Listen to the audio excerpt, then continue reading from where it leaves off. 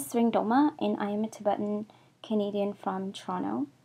I am recording this message to call on Prime Minister Stephen Harper to break the silence on Tibet and to reject the Nixon-CNOOC deal.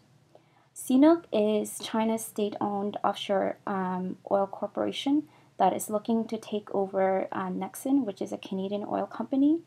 CNOOC has been known to fund forced resettlement projects to drive Tibetan nomads off their ancestral lands to make way for mining explorations inside occupied Tibet.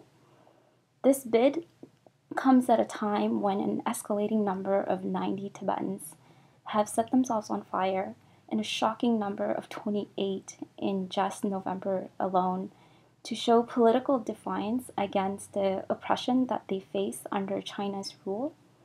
Many of these Tibetans who have set themselves on fire come from former nomadic communities who have been driven off their land. This deal is bad for Tibet, and this deal is also bad for Canada. This deal undermines our Canadian values for freedom, democracy, and peace. As a leader of a country that is known around the world as a peacekeeping nation, Prime Minister Harper, you have an important role to play.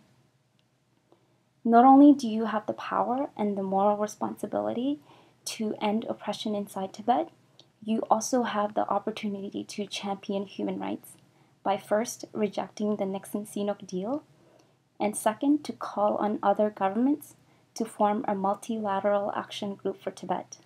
Thank you.